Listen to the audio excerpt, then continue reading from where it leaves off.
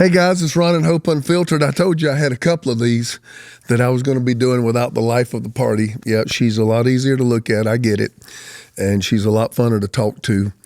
And but she's just what's amazing me with the book and the book tour and everything. So she really has a full schedule right now.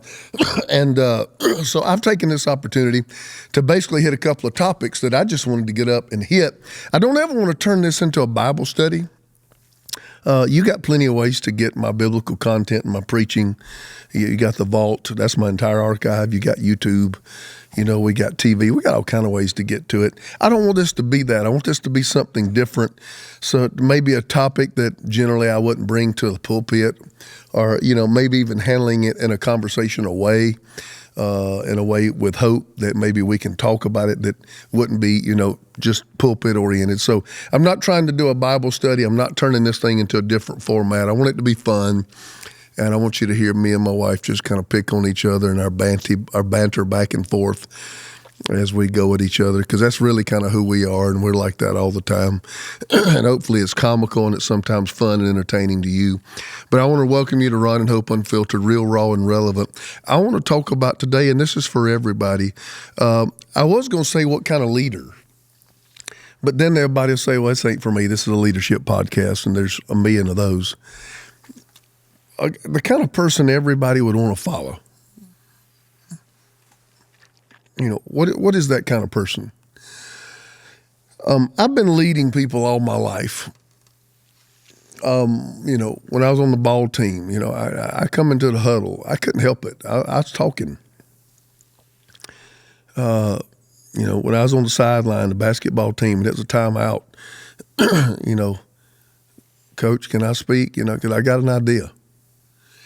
And, you know, one guy introduced me one time. I forgot about it. The guys who played football with me, I went back and spoke at this thing. And he got up and said, well, I played football with Ron Carpenter. He said, the only thing I remember is he would come back to the huddle and say, give me the ball. I'm just built that way. I'm just built that way. I didn't start leading people when I started being a pastor. You know, if there's a team out on the field, in the workforce, you know, and we need to chart a direction. I may not be the leader, but I would always speak up if I thought there was a better way it could be done. And so, you know, in life, I'm a leader in my home. I'm a leader of my children. I'm a leader in church. I've now moved over into a leader into not too much, that's not true, into a significant portion of the corporate world. And moved in leadership now. It used to be my generation, but now since I'm older, I'm multi-generational. I'm a leader of my home. I'm a leader of my finances. I'm a leader of staff meetings. I'm a leader of pastors. I lead my wife. And so I endeavor and strive to be a guy that when the leader comes in with a challenge or with a decision that is unpopular, it's still not hard to fall in line, because he's just the kind of person that you believe in, and he's the kind of person you want to follow. I didn't get this from a book. I don't go read book and write down the 5 steps to quality leadership and come in here and teach it to you. That's not what I'm doing. This is life experiences. This is me. This is from my heart, not my head. And I just want to talk to you about that and maybe bring up some characteristics that define what kind of person is, you know, what kind of husband is a husband a woman don't mind following. Wives, submit to your husband as unto the Lord. Well, as is a simile, like and as is a simile, as unto the Lord. Well, what did the Lord do? The Lord died for me. Well, it's easy to follow a guy who'll die for you. That's not hard to say. When somebody loves you on that level, that they're willing to be crucified in every area to promote you, make you happy, and accommodate you, that fella's easy to follow. That husband's easy to follow. I try to be that husband. I try, and I tell people, when you do a lot of little things in that area of being, you know, serve her as the Lord would, when you do it, then when the big things come, you don't have nearly the battle. It was a big thing when my wife was building my promise of her dream home, and right in the middle, literally after they had just poured the foundation and the footers, I came to her and started talking to her about I thought God wanted to expand us and move us to the West Coast. That is a huge move. Her grandkids are in the South. Her kids are in the South. Her mom and dad, who are aging, are in the South. Everything she's familiar with is in the South. Now her dream home is in the South. And I say, I think God's moving us west. I was dreading that conversation. She looked at me. It took her all of 5 seconds. She said, I'm going where you're going. Why was she willing to follow that easy and it was not a brawl? Well, you promised me and you said it. Well, none of that. Why?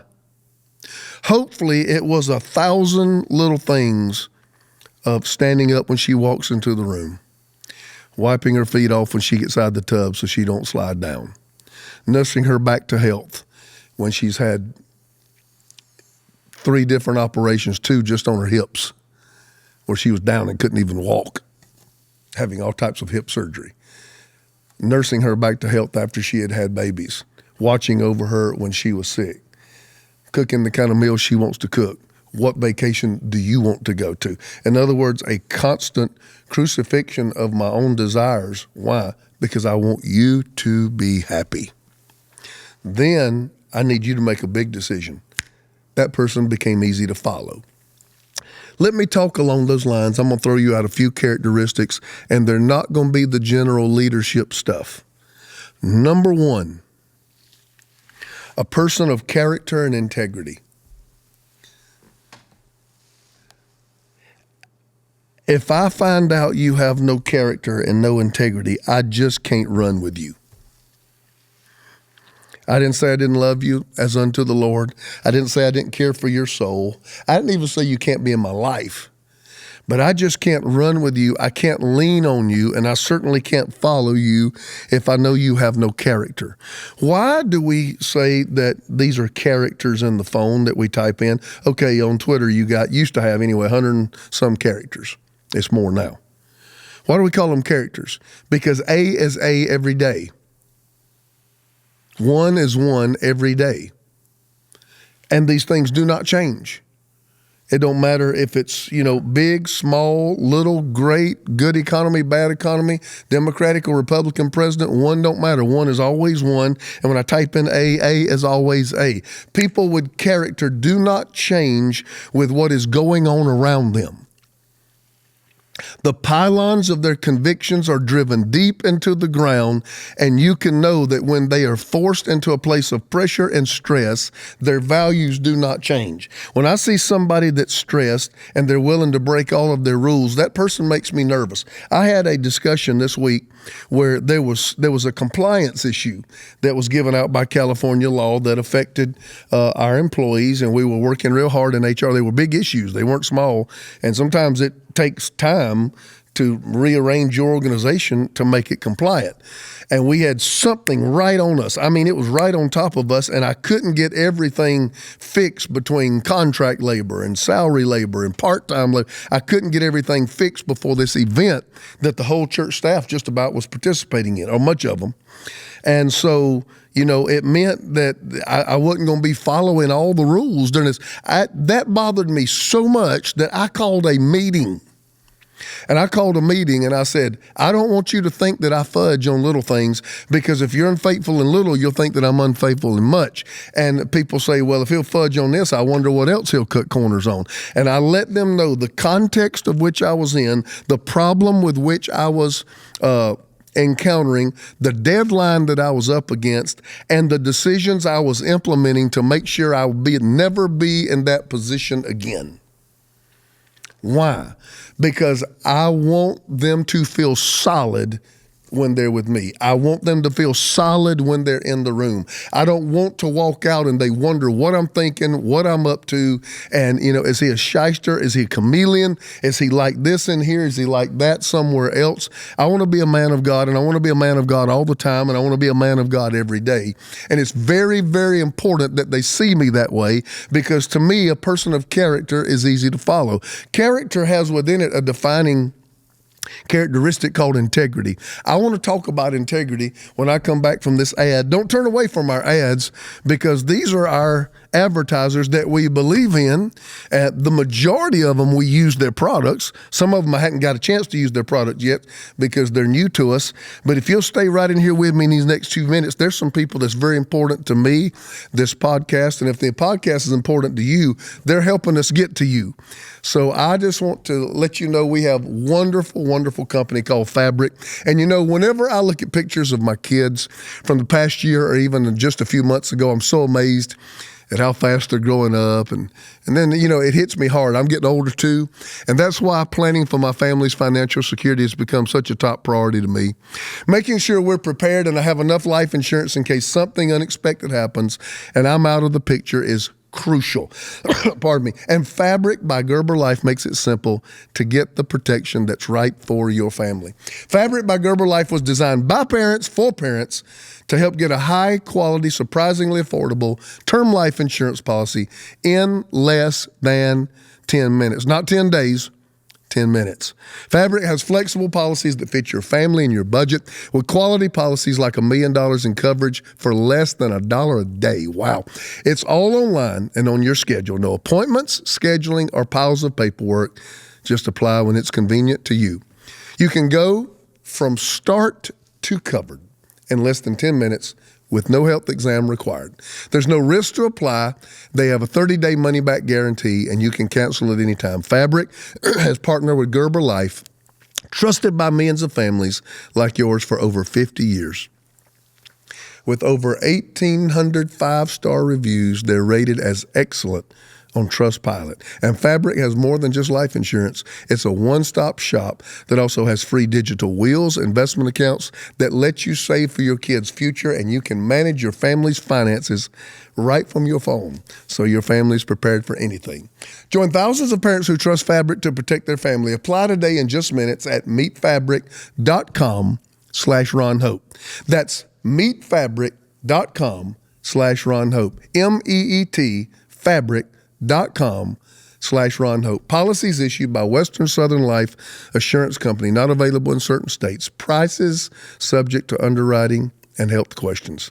Man, we love Fabric. Thank you guys for sponsoring us, believing in us, and helping us do what we do. And you can help us by checking them out, because when you put in that Ron and Hope, that lets them know that you heard about them from us. And they credit us for that. So thank you to all of those of you that are participating and those of you that are helping sponsor. Been talking and preaching a lot lately, so I'm going to try to save my voice and finish this at the same time. Character has as a defining component integrity. Integrity from the root word integrate. People who are integrous are people who are integrated. Their actions, their words, and their thoughts are one. Okay? I'm still in what kind of person do I want to follow? What kind of leader do I want to follow? What kind of husband would you want to follow? What kind of father do you want to follow? What kind of man do you want to follow? What kind of pastor do you want to follow? Okay? Integrated means what I say will never contradict what I do, and what I do will never contradict what I believe, and what I believe will never contradict what I say, and what I say will never contradict what I do, and what I do will never contradict what I believe. In other words, all three of those are one, and you can see what I believe by watching what I do. You can see my thoughts, my words, my actions all line up, and that I am consistent in those areas. And when you see somebody saying this but doing that, that leads to distrust and takes away at the fabric of integrity and character that, to me, is the sterling element of all leadership. The sterling element is not giftedness, it's not talent, it's not diligence, it's not consistency, it's not even discipline. Discipline will be number 2. But it's character and integrity. Can I believe in you? Are you going to lead me down the right path? Do you have my best interest at mind? Is following you safe, or is following you going to harm me? Are you someone worthy of giving my servitude and my gifts and my talents to? Are you worthy of my friendship? Will you abuse it? Or do I know that you're loyal? Will you have my back when you are in a room and the conversation about me turns negative? These are the things I want to know. When you are faced with hardship and your personal convictions are challenged, will you fudge on your convictions, or will you do the right thing in the face of adversity and pressure? Those are the defining characteristics of a person that I want to follow. Jesus was integrated. He said, I and the Father are one. You will never see the Father doing one thing and the Son doing something else. You'll never hear Jesus say this and do that. He says, I only say what I see my Father say. I only do what I see my Father do. He was totally integrated. What his Father did, what he did, what the Holy Spirit does will never contradict each other, and Jesus will never contradict his word, and his word will never contradict Jesus' actions. He was a fully integrated person of character. So I give him my greatest loyalty, because that's the kind of person I want to follow. Hallelujah. That makes me want to shout. Number 2, discipline. Discipline. This is a different list than what you thought and what you're going to get on a leadership podcast. Discipline.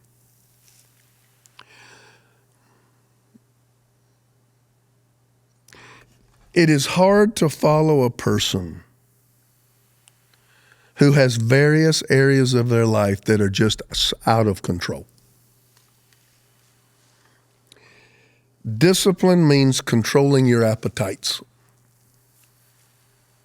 As a man, I have many appetites. None of them are really wrong, but I could certainly fulfill those appetites in wrong ways. Okay. As a man, I have a sexual appetite. Well, God says, okay, here's where you fulfill it. It's in the confines of a covenant called marriage. You see what I'm talking about? Now, there's a myriad of ways for me to go about trying to fulfill that appetite. But the disciplined version of Ron keeps it right where God wants it within those boundaries. And he endeavors to discipline himself and build boundaries to where they do not go outside and those lines are not blurred. Okay. My wife has many times said, and I love it when she compliments me, there's nothing like the compliment that comes from my wife. I would rather have her compliment than all of yours. Thank you for yours. Everybody loves a compliment, but she lives with me. It's hard to hide from the person who lives with you. And for her to say that, it's very meaningful to me. I'm not the most disciplined person in the world, but I understand that as a person of discipline, stay with me, there are things that I can't do that are not morally wrong, but they're wrong for me. Okay? There are tables I sit down at late at night after a conference, and I see what everybody's eating. And I say, just bring me some of that salad over there with some of that balsamic dressing. Do I want that gravy? Do I want that fried chicken? Do I want that macaroni and cheese with 12 pounds of cheese on the inside of it and 15 sticks of butter? Do I want the pineapple upside down cake and the hot fudge cake with the side scoop of vanilla? You're going to run off and go eat and shut this podcast off. Those things happen to me all the time. And they do it out of honor and because they love me. But I can't eat that. Is it a sin? Probably not. But for how long I want to live and how the pace I have to go, there is a health that I have to have, which means there are lines that I can't cross. What is that seen as? He's disciplined. This year, I will get into my late 50s as a person. And I have weeks where I work 70 and 80-hour weeks and hopefully do it at a high level with a lot of energy. How is that sustained? There is a discipline and a regimen in my life that I do not defy. It's working out. If I'm in Europe, I'm working out. If I'm in Africa, I'm working out. If I'm at my house, I'm working out. If I'm in a hotel, I'm working out. I'm going to work out. I have to push my body to be able to meet the demands that I'm placing on it in life. So therefore, I have a set of disciplines. Would I rather sit in the hotel room on the couch and eat a bag of Doritos and watch TV? You doggone straight, I would rather, but I do not give in to that appetite. Do you see what I'm talking about? There are conversations that I can't have. There are foolishness that I can't be around. There are places I was with somebody a while back that was a business person. Okay? Listen, these are good people, but they invited us out to eat, and this going out to eat, it was an atmosphere that was really, really clubbish. I mean, really clubbish.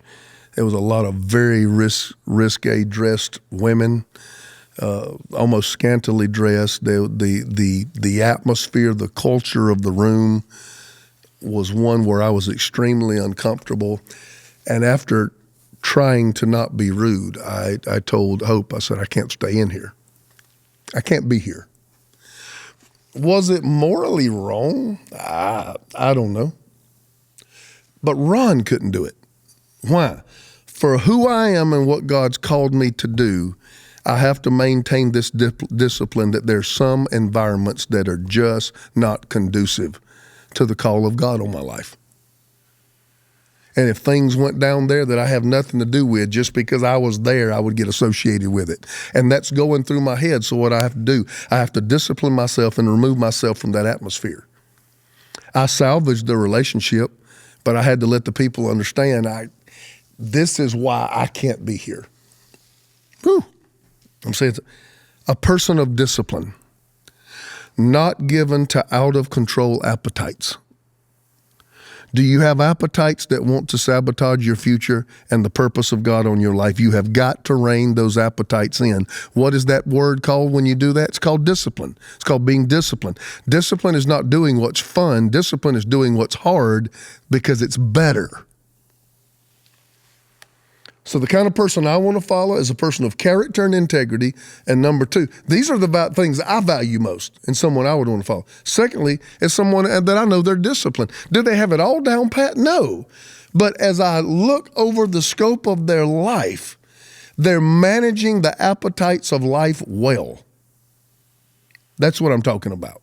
Not perfection, but they seem to manage well, and there don't seem to be any area of their life that is out of control, and they're given to the train coming off the tracks. Third and last, I got about 7 minutes before our half hour is up. I talk about character and I talk about integrity. I kind of talk about those interchangeably as one. And then I talk about somebody, basically who is disciplined and has reined in their appetites. But thirdly, a person of passion. If you want me to get excited about something, for God's sake, get excited about it yourself. Help me not to be mad. Some of you and pastors that just like to get up and talk, I really wish you would get excited about your God.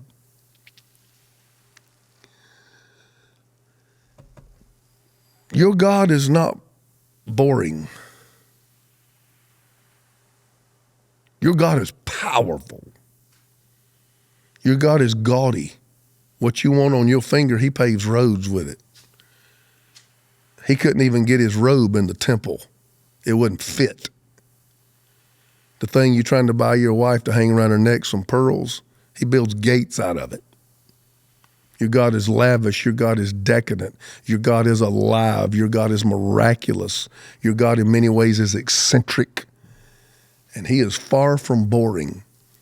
But as we represent him in the earth, we just kind of go about it in this even-keeled way, and we don't get too low and we don't get too high.